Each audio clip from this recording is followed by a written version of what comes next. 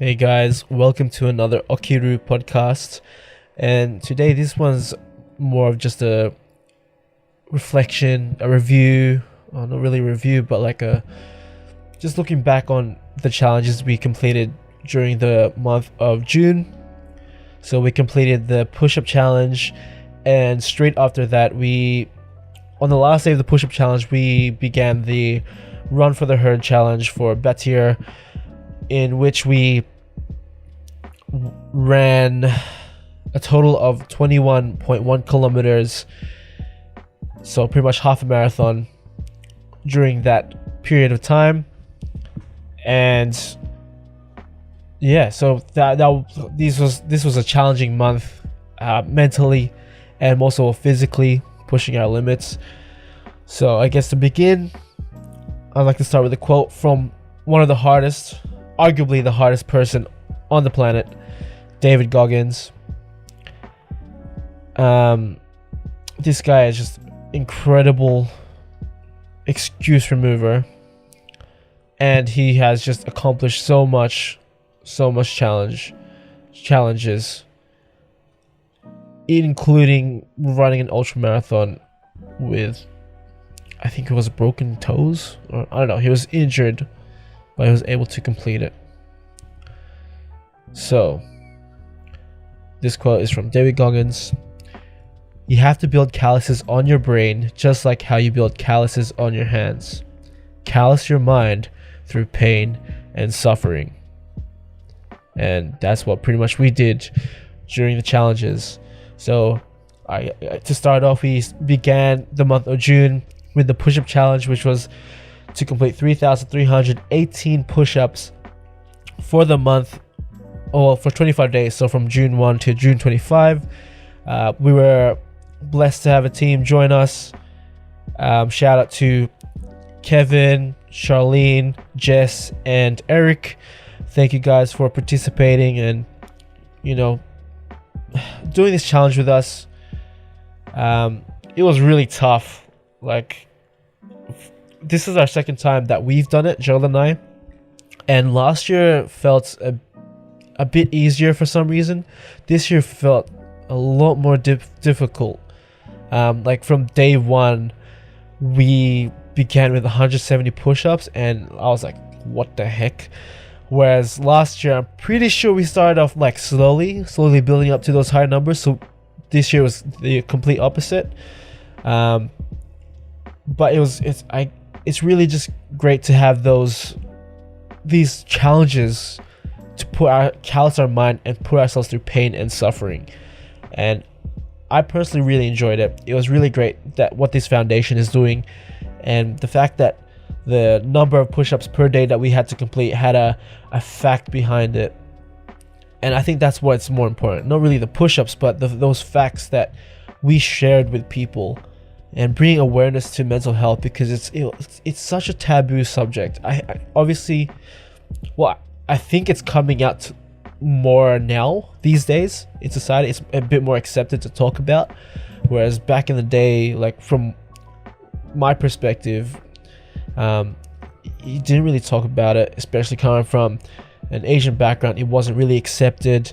It was kind of just brush it off, kind of just like the Aussie slang, just eat some concrete and just toughen up. Pretty much that's the way we were taught. We didn't really have that empathy and try to find understanding, and it kind of sucked. But at the same time, for me, I kind of understand why now, because we need to toughen ourselves up. We really do. And that's why I'm so inspired by David Goggins, because this guy just makes your life look like all the struggles you go through. Man, if this guy can overcome that, I can definitely overcome the struggles I'm going through. And I'm not saying I'm not belittling your struggles, but I'm just saying you will get through this. This too shall pass, if you allow it. You can't, I like to say, you can't keep your eyes on the rear view mirror. You gotta, when you're driving, you gotta just look ahead, man. Obviously, check back every now and then, just to look back, reflect, but don't keep your eyes there because you're gonna miss out what's gonna go on the road, and you're most likely gonna crash. But yeah, anyway, in saying that, the push-up challenge was really great. For the first couple days, I tried to do it with just in one sitting, and it destroyed my body. My shoulder's still banged up, hasn't fully healed. I know I should check out a doctor, but my stubbornness doesn't realize like she'll be right. I'll just hit the gym and just take it lightly, and eventually my muscles will grow and blah blah blah. All this like bollocks, like it doesn't make sense. I know I should see a doctor. Probably should see a physio, but I'm stubborn as a whatever. But I don't know. It's just I just try to push through that pain, and you know, some days it doesn't feel like anything. Some days it feels normal, and I can go by the gym normally, lift normal weights. But then there's days where it's just ruins my day. Like I just in constant pain. That's probably bad, but I digress. Shouldn't really care about my injury. But yeah, with the push-up challenge, it was really great. It was a really great experience. This is something I'm gonna continually do every year, I think, and I think this will be something we'll do every year for our brand. And we're open to do more challenges. That's why we decided to push and try the Batir Marathon, or the Run for the Herd challenge. Now that one we kind of bit off more than we could chew. Like the week before it was coming, I was like, oh crap. I told Gerald, like, man, I think we made a big mistake going for a half marathon. As someone who has never run more than like 4 kilometers, running 21 kilometers was a big stretch. But we felt cocky when we were riding and when we were choosing the amount of kilometers that we were going to do. So the options was 5 kilometers, and we were like, oh, we could do that. We could smash that in one day. And it was like 10 kilometers. And we're like, oh, that's a bit of a stretch, but I think we can do that. And then we were like, all right, there's half marathon or full marathon. Full marathon was definitely a no. And half marathon was kind of like, all right, 10 kilometers to 21 kilometers, that's not much of a difference. I think we can smash this out in 3 days. And so the Friday came, 25th of June, and I didn't do any runs, so that meant I had 2 days left to complete that challenge. And it got to Saturday, and I just slept in, and I was like, crap, I gotta do a run. So I got up, I didn't eat, because I was like, I don't want to run on a full stomach. And, you know, went out there, just got up and just went for a jog. Because I usually go around and jog from around my block. It's usually 2Ks. I was like, all right, I might do this like 10 times and I should smash it out. But I was like, it might be better if I just had one path as opposed to seeing the path multiple times. Especially 10 times, I might get over it.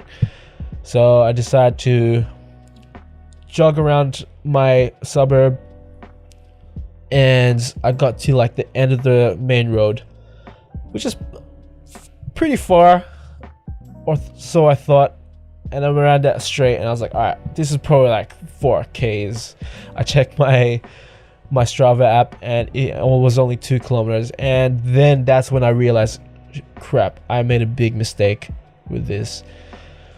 But I was really far from home, and my only decision, I had 2 options. I could go back home and take a sip of water, rest up my legs, and then go again, or just keep pushing forward. And I just chose to keep pushing forward. And one of the hard things when I was going for that jog, I really wanted to look back to see how far I've ran, just so I can kind of get a grasp of the distance. But I knew if I did that, I would have probably ran back home, because I was gonna think, man, this is too far. So I had to get rid of that temptation of looking back. I just had to keep my head forward and keep on moving. And the crazy thing was, like, I have this podcast that I was listening to, and it was my mentor speaking.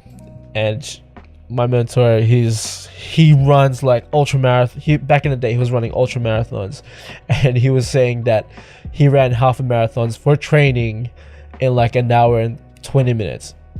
And that to me was like, I was just like, damn, if he can do it in an hour and 20 minutes, I can smash this out. And that kept me going, because he said something that he learned from someone, is that he's gonna put that pain, recognize it, and accept it, and then put it in the safe and throw out the key, and then it's in a safe place. So I just had to do that. I just had to keep moving forward, keep pressing on, and just keep on jogging. I got towards around the 6 kilometer mark. My legs started to like shake. I felt so much pain in my knees. My groin area was so painful. And I checked my Strava app, and it felt like I've ran so far, but I only ran that 6 kilometers. I was like, shoot, I've got so much left to go. I didn't realize how far 21 kilometers was. And so I kept decided to run.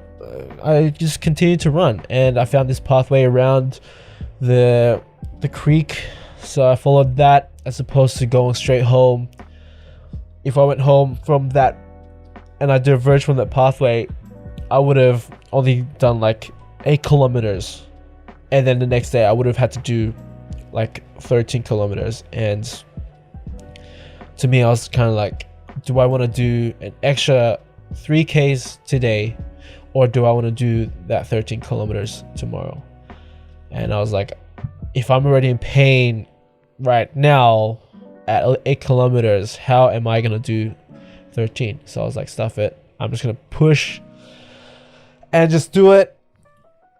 And yeah, I just had to keep my head forward. Did my best not to look back at the path, because that temptation to go backwards was it just looked so good, and I was like, it was hard. I just had that mental push to keep moving forward. And I thought this creek was only gonna go like so far, like it'll go around the back and then straight towards the main road, but it didn't. It kind of went around the lake, and it was further than I realized.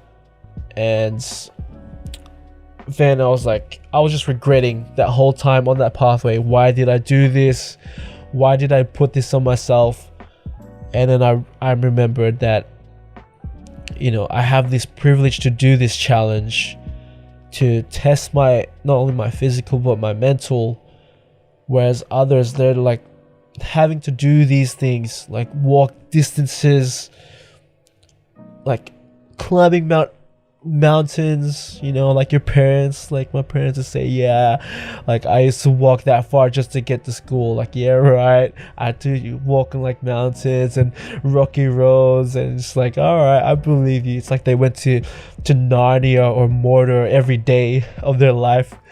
But anyway, yeah, that just felt so far. And then I realized I got to a point where I was like, all right, this isn't far from my house now. And I decided to push myself, see how far I could go. And I got home. I did about 11 kilometers in an hour and 24 minutes or something like that. And I was pretty happy with it. It's not like amazing time, but for someone who didn't train for this and who hasn't run more than 4 kilometers, I was pretty happy with my result. But when I got home, I was so relieved. My body was just gone. My knees were just ruined. My ankles were just, it felt like I just didn't want to walk again. Like, I just wanted to sleep. And I was so hungry. Like, I was just starving because I hadn't eaten all day too. But the next day, So I smashed out that, and I was like, all right, I gotta be 1% better. And the pace yesterday, my pace was like 7 minutes and 40 seconds or something like that. Pretty mediocre time. So I was like, all right, I want to try beat this. I want to beat this an hour and 24 minutes. And that first stretch, that 2 kilometers to 3 kilometers, I was like, all right, I'm going to run this straight, try not stop, I'll keep pushing as far as I can go. And I got to like the 3.5 kilometer mark, and I was like, I started to feel a stitch, and it was like hard to breathe. And I checked my pacing. I was like, all right, I'm pretty good pacing. I'm just gonna keep pushing. I just kept pushing, like taking those breaks and making sure I won't walk for too long, and just kept moving forward. That's all. I just kept moving forward. I just lock it in the safe, throw away that pain, and you know, for me, it was really good to listen to podcasts when I'm running, because sometimes they could be talking about whatever. It's just like these motivational podcasts, these informative podcasts. I would prefer to listen to those things. Like when I'm gymming as well, I don't really listen to like hardstyle. I used to listen to like hardstyle, like rock music, to get me hyped up. But now these days when I go to the gym, I prefer to listen to podcasts, because it calms me and I can focus on my breathing, as opposed to getting like super hyped up and just like screaming like, "Ah!" like before I lift, and you get so hyped up and whatever. Whereas now I'm just kind of like, all right, yeah, that like my blocked nose doesn't help, but just taking those deep breaths, calming the mind, relaxing, and that to me just helps a lot better than listening to that hard music and getting that heart rate up from the beats and the songs. That just works for me. But anyway, yeah, so when I was going for these runs with the podcast, like sometimes you'll have those certain things they say, and it's just like, wow, I need to hear that, and it gives you a little boost, and it keeps you moving forward even more. And I was on time to like smash it out. So I was on almost like a 6.5 minute pace, which is good, like pretty much a minute less than what I was on the day before. I was like, all right, good, I can smash this out. I can be better than more than 1%. And it got to like the 3 kilometer mark, where I was like behind the pathway around the creek, and I was like, all right, I've walked enough, I can sprint the rest home. And I had this mad pain, this mad stitch. Every time I started to run, it would just like hit my right side of my body, and it was so painful. It was hard to continue running. But there's this like I just had David Goggins in my head, and just like, stay hard, just kept screaming that. Like luckily I was by myself at the creek. I hope no one heard me, because that would have been so weird, just like this fat dude just saying stay hard, just jogging and sweating his balls off. But it helped me. It pushed me to run as far as I could, and it was just good to hype myself up, especially in those times when I just wanted to give up. I just want to walk the rest. Sometimes you need to do that for yourself. You just need to have that self-talk, just to tell yourself in the third person, stay hard, man, like you got this, keep moving forward. Sometimes you gotta be your own cheerleader. You gotta motivate yourself. You can't rely on what other people say, right? And yeah, eventually I got past the pain, I made it back home, and I smashed my time. I made it 7-minute pace. All right, it's still not the best, but it was better than the day before, a 7-minute and 40-second pace. So that to me was really happy, because then I was like, all right, I pushed myself, my body is gone. I at the same time I didn't eat again, and I just smashed out a whole Domino's pizza. Yes, I'm fat, don't judge. All right, but it was delicious.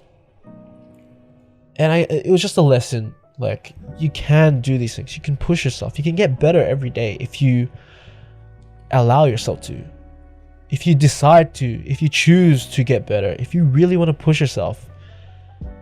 And that's like what with my mentor with his goal. He had this time that he wanted to do. He was experiencing so much, but he had this time and no one was going to stop him from achieving that. And I just had that mindset. I have this time in my mind. I'm going to beat it. And I did so much better than I thought I did. So it's just about that incremental growth. I'm just letting my body rest now. I'm definitely going to try to do this run again and try smashing out and get better, because my goal is to be able to run at least half a marathon straight in, at least less than that 2-hour mark. And one day the goal is to be able to run a marathon. And I've got a lot of training to do. So yeah, challenge yourself. Put yourself in those uncomfortable positions. As David Goggins said, man, callous your mind through pain and suffering.